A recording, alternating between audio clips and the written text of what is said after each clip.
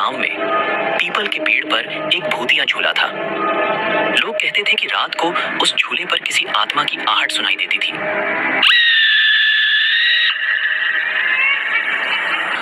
उस झूले के आसपास भी लोग नहीं जाते थे।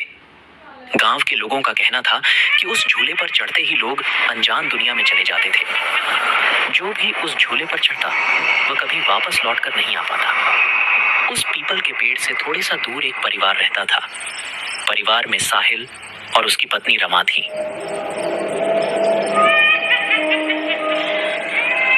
मैंने तुम्हें कितनी बार कहा है, यहाँ से घर चेंज कर लो। रात में यहाँ अजीब अजीब सी आवाज सुनाई देती है। मैं रात भर सो नहीं पाती। कल तो छत पर से किसी के चलने की आवाज आ रही थी। मेरी तो हिम्मत ही नहीं हुई कि मैं छत पर जाकर देखूं कौन है। देखो जी, मैं कह देती हूँ, इस बार घर चेंज कर लो, वरना मैं अपने मायके चली जाऊंगी। मुझे नहीं रहना इस भूतिया जगह पर। हाँ, मैं भी जानता हूँ इस बारे में। रमा, मुझसे कुछ छुपा नहीं है, लेकिन मेरी मजबूरी तो समझो। मुझे तुम बस कुछ दिन का टाइम दो। मैं बहुत जल्दी हमारे लिए एक दूसरे घर का इंतजाम कर लूंगा। बस और कुछ दिन इंतजार कर लो। साहिल रमा को इस बात की तसल्ली दे देता है कि वह जल्द ही दूसरे घर में शिफ्ट हो जाएंगे। मगर साहिल के पास अभी इतने पैसे नहीं थे कि वह दूसरा घर खरीद सके। कुछ हफ्ते बाद रमा के भाई की लड़की जानवी उनके घर पर थोड़े दिनों के लिए रहने आती है। बुआ, इस साल मैंने सोचा अपनी गर्मियों की छुट्टी क्यों ना मैं यहाँ आपके साथ बिताऊं। वहाँ शहर में तो गांव जैसा बिल्कुल भी कुछ देखने को नहीं मिलता। यहाँ की हरियाली, यहाँ का शुद्ध वातावरण देखने का मेरा कब से मन कर रहा था। इसलिए मैंने सोचा है कि यह पूरी गर्मी की छुट्टियाँ मैं यहीं पर बिताऊंगी। ये तो बहुत अच्छी बात है जानवी बेटा, मगर क्या बुआ जी? अरे कुछ नहीं बेटा, बस तुम रात के समय घर से बाहर कहीं मत जाना। और हाँ, खासकर वह पीपल के पेड़ के पास जो झूला दिख रहा है ना, उसके पास तो कभी नहीं जाना। पर क्यों फूफा जी, आप वहाँ पर जाने से मुझे मना क्यों कर रहे हैं? क्या बात है, आखिर ऐसा क्या है उसे झूले में जो मैं वहाँ ना जाऊँ? बस जानवी, मैंने कह दिया तो कह दिया। तुम उस झूले के पास नहीं जाओगी, मतलब नहीं जाओगी। अब इसके बारे में मुझे तुमसे कोई सवाल जवाब नहीं करना। ठीक है मेरी प्यारी बुआ जी, जैसा आप कहें।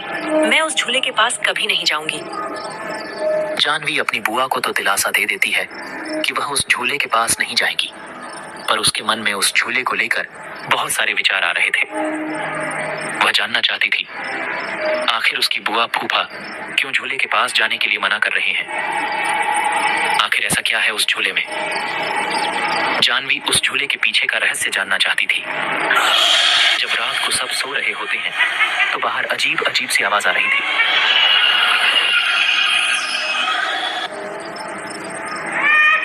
उन आवाजों को सुनकर जानवी की नींद खुल जाती है।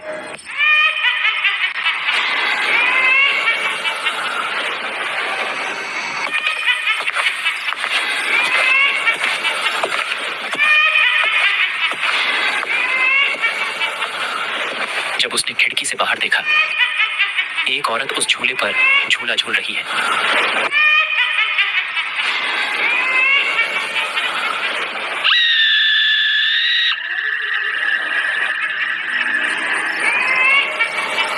कौन है जो इतनी रात को झूले पर झूला झूल रही है? बुआ ने तो मुझे मना करा था कि उसे झूले के पास कोई नहीं जाता है। फिर वह कौन है जो उस झूले पर बैठकर झूला झूल रही है?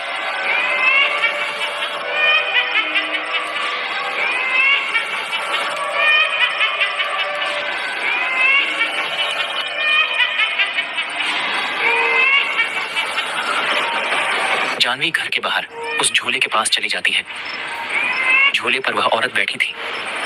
वह जोर जोर से झूला झूल रही थी और अजीब अजीब सी आवाज निकल रही थी। जैसे ही उस औरत की नजर जानवी पर पड़ती है, वह औरत गायब हो जाती है।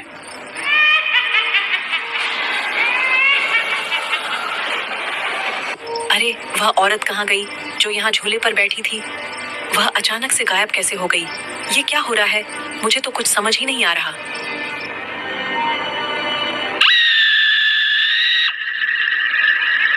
वह औरत फिर से उस झूले पर आकर बैठ जाती है और जोर जोर से झूला झूलने लगती है।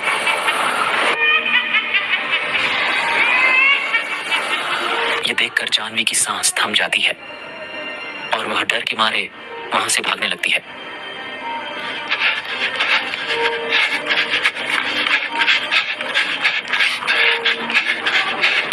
मगर वह चुड़ैल उसे अपनी तरफ खींच झूले पर बिठा देती है। अब जानवी उस झूले पर बैठकर झूला झूल रही होती है। वह चुड़ैल उसे अपने साथ दूसरी दुनिया में ले जाने ही वाली होती है कि तभी उसकी बुआ जानवी को बाहर झूले पर झूलता देख लेती है। वह भागकर जानवी के पास आती है। जानवी, तुम यहाँ क्या कर रही हो? मैं तुम्हें कितनी बार कहा है इस झूले के पास नहीं आना था, फिर तुम यहाँ क्यों आई? अब तुम्हारी जान भी मेरे कब्जे में है। मैं इसे वापस अपनी दुनिया में ले जा रही हूँ। अब इसकी इस दुनिया में कोई जगह नहीं। नहीं, तुम इसे नहीं ले जा सकती। इसने तुम्हारा क्या बिगाड़ा है? यह तो एक छोटी सी बच्ची है। अगर तू इसको बचाना चाहती है तो तुझे मुझे मुक्ति दिलानी होगी। पर मैं तुम्हें मुक्ति कैसे दिला सकती हूँ? बताओ, मुझे क्या करना होगा? मैं सब करने के लिए तैयार हूँ। तुम्हें इस झूले पर बैठना होगा। इस झूले पर बैठकर तुम मेरी दुनिया में चली जाओगी। मेरी दुनिया में तुम्हें एक नदी मिलेगी, उसमें मेरी आत्मा फंसी हुई है। तुम्हें उस नदी में से मेरी आत्मा को बाहर निकालना होगा, तभी मुझे मुक्ति मिलेगी। रमा चुड़ैल की बात मानकर उसको मुक्ति दिलाने के लिए उस झूले पर बैठ जाती है। जैसे ही वह चुड़ैल के झूले पर बैठती है, वह दूसरी दुनिया में पहुंच जाती है। वह दुनिया चारों तरफ से आत्माओं से घिरी हुई थी। रमा को उस नदी के पास जाना था जहां उस चुड़ैल की आत्मा फंसी है।